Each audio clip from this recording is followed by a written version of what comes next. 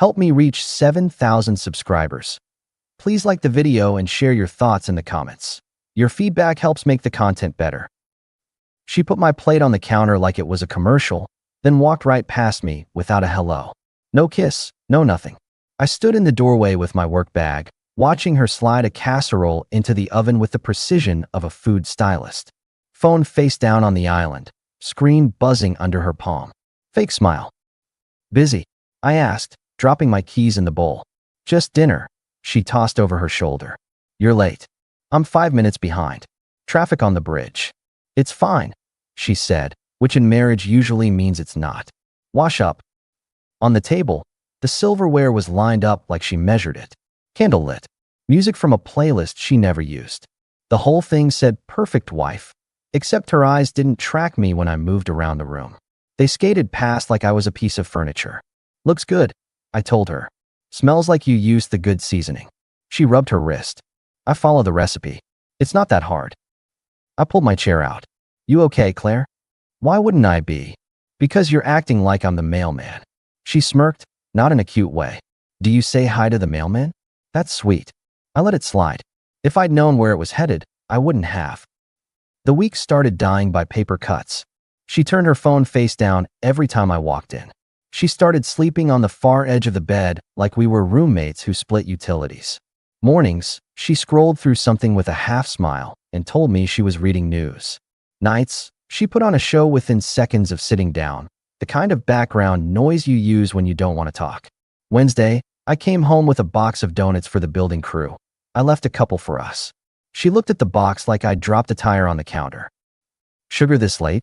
She said, taking a tiny bite anyway. You used to eat these in the car before we even got home. People change. People talk, too, I replied. I'm trying. She exhaled through her nose. Can we not do whatever this is? You're reading into things. I'm just tired. Friday, she put on a dress and a leather jacket she hadn't worn since before we got married. Girls yoga, she announced, clipping an earring. At 8 p.m., hot yoga, she said, smiling at herself in the mirror. You wouldn't understand. Hydrate, then, I told her, keeping my voice flat. Text me when you're heading back. She studied my reflection instead of turning around. You don't have to keep tabs on me, Ethan. It's needy. I'm not keeping tabs, I said. I'm keeping a clock. I set my phone on the dresser where she could see it. 11's my cutoff. After that, I set the alarm and go to sleep. She blinked once, slow. Are you threatening to lock me out? I'm telling you my schedule, I answered. Not waiting up like a kid for Santa. She smiled too wide. So independent. Healthy boundary, I said. Remember those? She let the door shut behind her. 10 minutes later I got, don't make this a thing. I'm fine. Love you. I wrote. I like you better than love when you're present. At 11:15, the deadbolt clicked.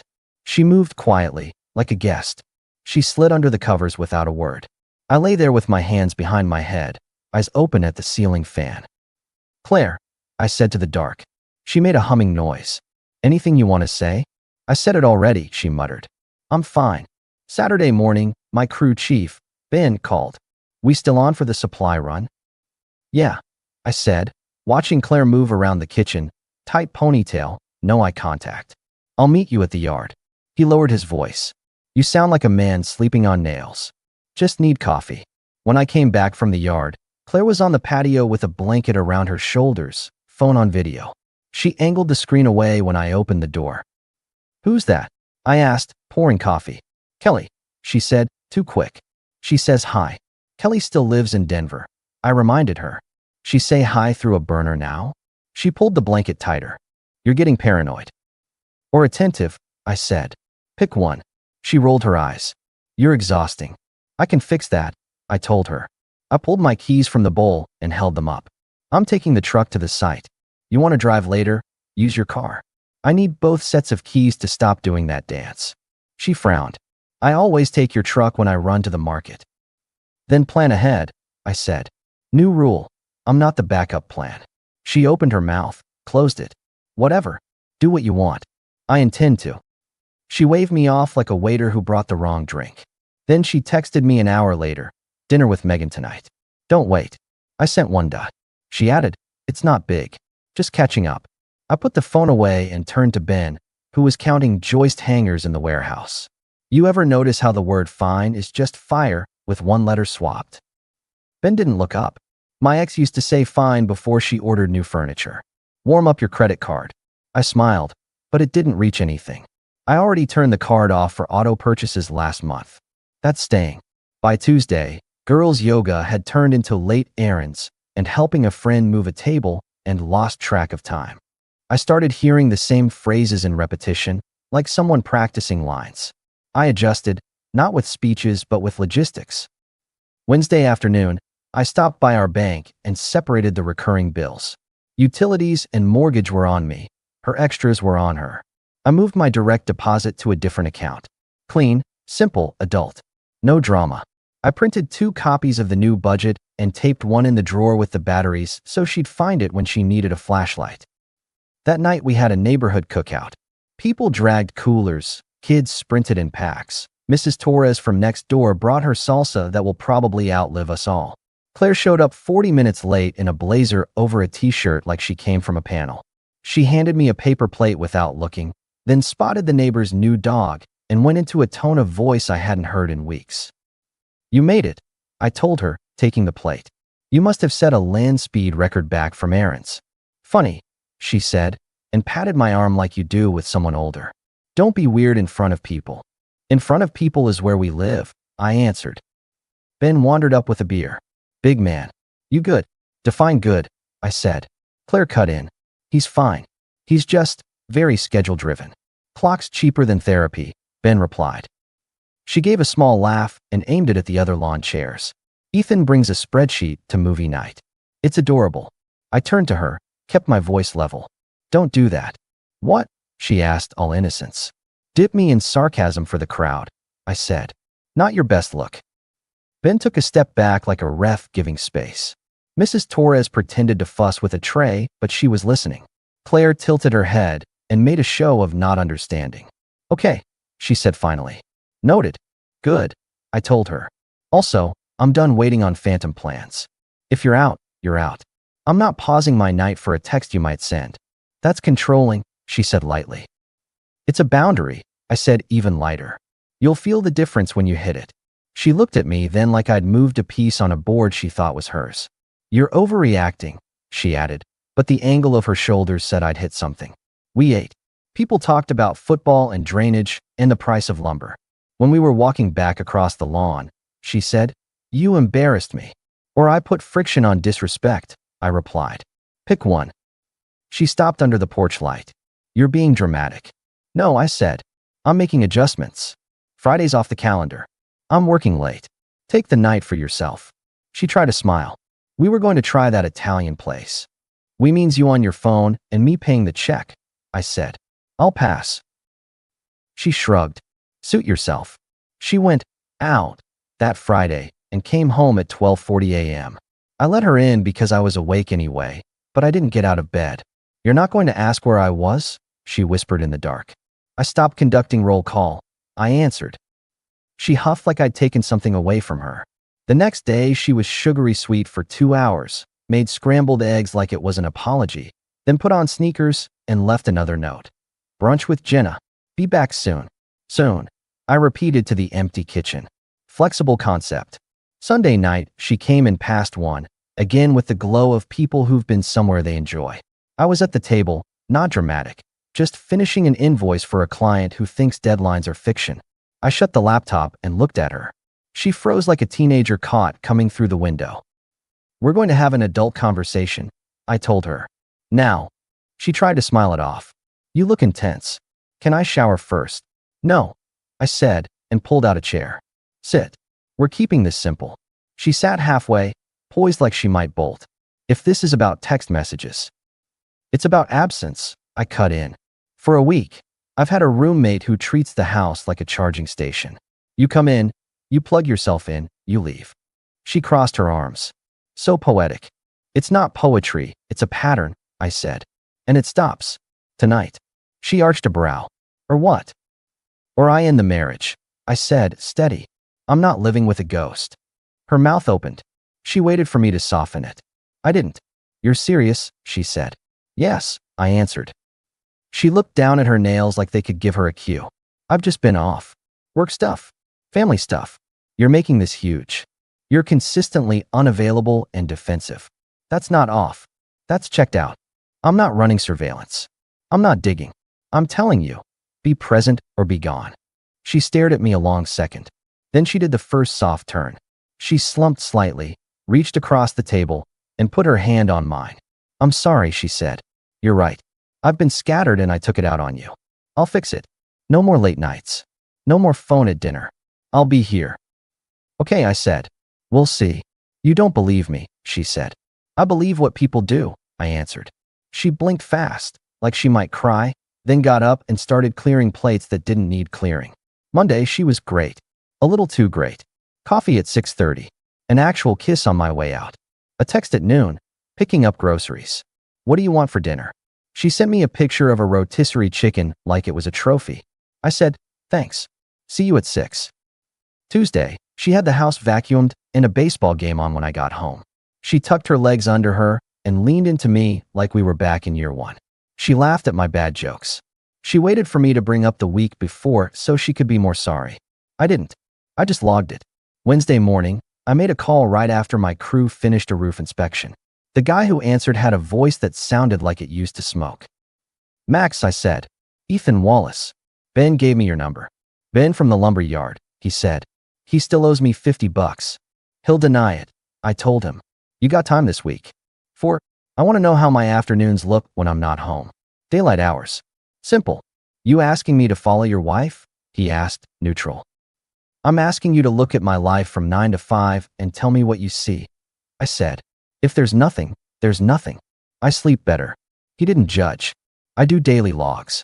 You get pictures if there's anything to picture. Cash is cleaner. Meet me at my shop, I said. Back office. 2 o'clock. He came by in a canvas jacket and eyes that missed nothing. I laid out schedules. I didn't give a speech. He asked 2 questions, wrote down 3 addresses, and left like a delivery guy who doesn't need a signature. At 4, Claire texted, you coming home early? I'm making lasagna. I wrote, I'll be home at 6. Keep your phone face up at dinner. She sent a picture of her hand on the phone like a joke. I set mine down on the drafting table and stared at the framed blueprint of a kitchen remodel. People think houses are held up by wood. They're held up by choices. That night, she played the part perfectly. She poured me a drink, clinked the glass, and asked about my day like she'd trained for it. While we ate, she told me she'd cut back on social media because it was toxic. She said she started a new series we could watch together. She tucked her head into my shoulder during the 4th inning. She asked what we should do this weekend. Whatever fits inside Saturday, I said. Hiking, she offered. Maybe, I said, and kissed the top of her head. We'll see. She melted against me, but she glanced at the time 3 times in 10 minutes. The next afternoon, Max texted, got movement. You'll want details. Give me 2 days. 2 days is a long time when you already know the shape of the answer. She doubled down on the good wife act. Thursday, she drove across town and dropped lunch at my job site, a brown bag with my name in her tidy script. Ben whistled like he'd seen a celebrity. Look at that, he said. Did your kitchen start smirking again? Claire held the bag up. Turkey on rye. No mustard. I don't care about the sandwich, Ben replied. I care that you remembered how to smile at this dope. She laughed, touched my arm. I'm making amends. Nice, Ben said, stepping back. Daytime gestures. Very theatrical. She looked at me for a cue. I kept it even. Thanks for lunch. She leaned in like she wanted a kiss for the audience. I gave her a quick one. Her eyes flicked to Ben, then back to me. We're good, right? She asked, with a little too much air on the last word. We're on the same page today, I said. Stay on it. She took the hint and left. Ben folded his arms. That was something, he said. Yeah. You buying it? I'm reading it, I told him. That's enough. Friday night, she had dinner ready, laundry folded, and the house smelling like lemon cleaner. She curled up under my arm and said she'd been thinking about a weekend trip. Just us, she added. No phones. Phones are neutral, I said. People misuse them. She traced a circle on my sleeve. I hate that we fought. We didn't fight, I said. I put a rule down. You tried to trip over it. Now you stepped back. She gave me a look that begged me to convert that to romance. I didn't. I put my hand on her shoulder. Stay consistent. It's not complicated. Saturday morning, Max texted, Sunday AM. I'll have the packet. I slid the phone in my pocket and went to the hardware store. Claire asked me to grab a new set of dish towels. She hated the old ones. They left lint. I bought them. I wasn't trying to be clever. I was just buying towels. But I stopped at the key counter and had 2 spares made for my office, then swung by the storage unit and cleared a shelf. At dinner, Claire talked about how she wanted to volunteer at an animal shelter. Grounds me, she said. Do it, I replied. She took my hand. You're being weirdly calm. Calm is my resting state, I said. You looked me in the eye and threatened to end it. I promised a result, I corrected. Words matter. She chewed that, then smiled like it bounced off. You're very sure of yourself. That's free, I replied. Costs nothing. Saves energy. Sunday morning, Max called. I have what you need. Email or in person? I asked. In person, he said. You'll want to see it without a buffer. We met at my shop before 8. He handed me a plain manila folder like it contained office receipts. Inside, there were dates and times and pictures printed on matte paper. A car I didn't recognize parked 2 blocks from our house. Claire getting out of it. Claire going into a coffee shop with a man I did recognize from old pictures on her social media. The guy from college with the perpetual baseball cap. Jake. Then there was a set I didn't expect. Claire and Mr. Baseball Cap walking up our porch on Tuesday at 2 in the afternoon. The next shot was my living room. He was in it. The final one was the back of my house from the alley with the timestamp. 3:57 p.m. You got inside shots? I asked. Front curtains were wide open, Max said. You could see the living room from the sidewalk. I looked at the prints again. They were nothing explicit, not a Scandal magazine layout. Just 2 people who didn't belong where they were. It was enough. It was more than enough. How much do I owe you? I asked. He named a number. I paid in cash. He didn't linger. You're not the first, he said.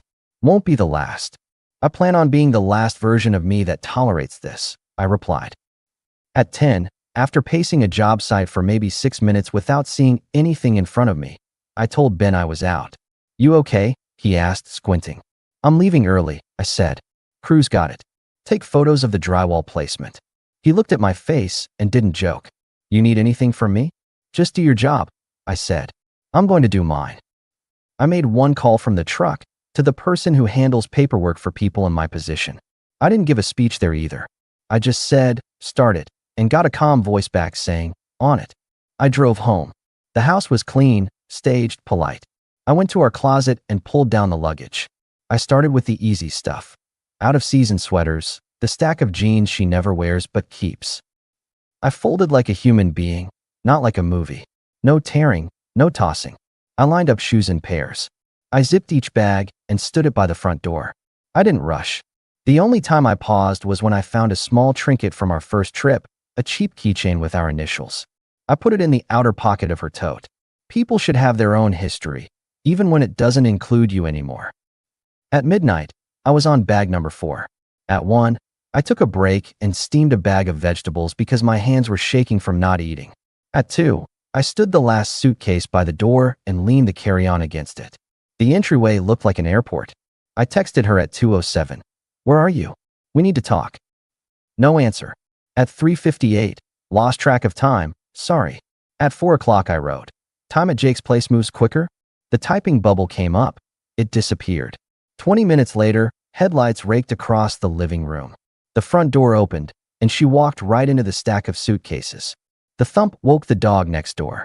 Claire caught herself on the console table, breathing hard. What is this? She demanded, hair half out of place, heels in her hand now. Why are my bags here? That's a question for you, I said. I was sitting in the chair by the window with the folder on my lap. They're here because you don't live here anymore. What are you talking about? She snapped, volume up.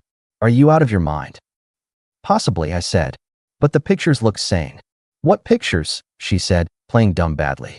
I held one up. The porch shot. She recoiled like paper burns. Then I showed her the shot from the sidewalk, the living room visible. She grabbed for it. I pulled it back. This, she started, is exactly what it looks like, I finished. She shook her head hard, as if she could restart the last month. You're twisting this. He stopped by. I didn't think. You didn't, I agreed. You gave it zero thought, and you gave me less. She shifted gears so fast it made a sound. Okay, I messed up, she said, softer, stepping closer. I messed up. I've been lost. I don't know what I'm doing. I'm sorry. I am. Please. We can fix this. I'll block him. I'll change my number. Lost, I repeated. You've been finding your way to his place with no trouble. Your sense of direction seems fine. Tears came on cue. Her voice thinned. Ethan, please. I don't want to lose us. You lost me when you brought him into my living room, I said, calm like a cold morning. You weren't thinking about us then. She tried another tactic. We can go to a counselor. We can take a break. I'll sleep at my sister's for a week. You'll cool off. You misunderstand the temperature, I told her. This isn't heat. This is clarity. She looked at the suitcases again and then at the door like it had betrayed her. Where am I supposed to go? You have places, I said. One of them's fresh in your recent destinations. She went mean then, a last attempt to make me flinch. You're being vindictive. I'm being final, I said. There's a difference. You won't even try? She asked, desperate now. After everything? I tried, I said. I set a rule. You said okay. You put on a show. Meanwhile, my house got used like a hotel. That's not a misstep. That's a system. Systems get replaced. She swallowed. You already told someone, didn't you? I initiated the paperwork this afternoon, I answered. There's a timeline. You don't live here tonight. She reached for me then, hands out, body slanting into the old lean. I didn't move. She stopped inches away, realizing the choreography had messed up because the other dancer wasn't dancing. I'm sorry, she said again, thin as tissue. I hope you mean it, I told her. It'll help you someday. Just not here. I stood, walked to the door, and opened it. The air outside was November thin. I stepped aside. Take your bags. She stared at the line of luggage like it was a wall she couldn't climb. Ethan. Yes. Please. No, I said, not unkindly. We're done. She looked up at my face for that last crack in the wall. I didn't give her one. She picked up the first suitcase. Then the next. At the threshold, she turned. I'll make you regret this. You already tried, I said. Didn't take. She went down the steps with the carry-on knocking every riser. I closed the door and flipped the lock. I didn't lean against it like a movie. I just stood for a second, then went to the sink and drank a glass of water because my mouth felt like sand. I put the folder in the bottom drawer of my desk and slid the drawer shut. Then I lay on the couch and put my forearm over my eyes, not to cry, just to make the ceiling stop being so white. She didn't go quiet. Of course she didn't. She sent paragraphs the next day like a fire hydrant. Promises, explanations, insults, bargains. I answered none of them. Day 2.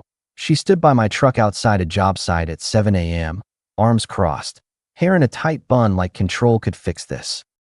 We need to talk, she said. Ben stepped between us with a clipboard. Ma'am, he said, eyebrows up. We're about to move heavy stuff. She tried to angle around him. I shook my head. We already talked, I said.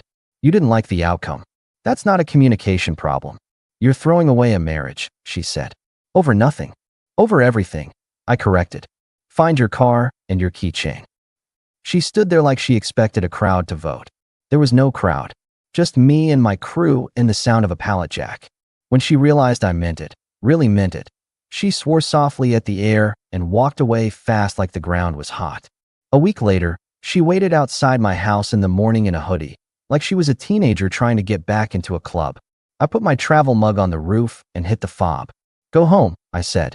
This is my home, she fired back. It was a place you visited, I said. You forfeited it. She stepped closer. You're being cruel. No, I said. I'm being consistent. She tried one more. Showed up at my mother's for Sunday dinner, as if she could flank me. My mother called me from the porch, voice dry. There's a woman here who thinks I'm going to arbitrate, she said. I told her I was fresh out of robes.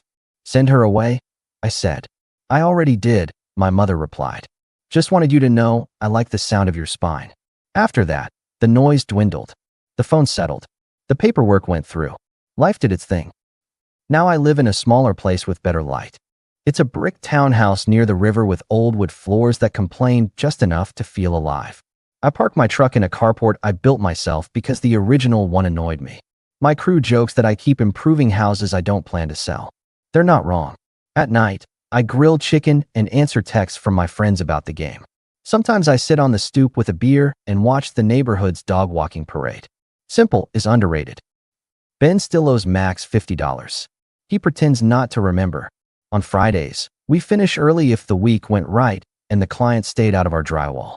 I lift at a gym where the barbells are older than some of the members. I sleep. The kind of sleep that doesn't bargain. A woman named Lauren started coming around 6 months after the dust settled. She runs a small landscaping company and carries a tape measure in her truck like a second wallet. She doesn't do grand gestures. She's just present. We talk in a way that doesn't require a translator.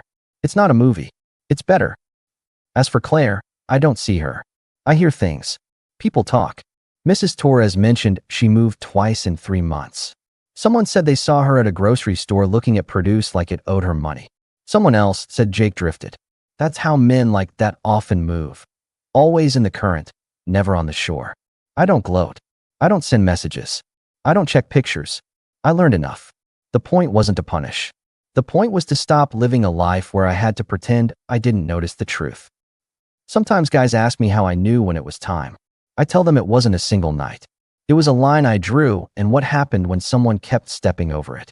I warned them about the soft turns, the eggs made like peace offerings, the lunches on job sites, the new dish towels. People can fake a lot for a little while. Outcomes are quieter. They show up on time.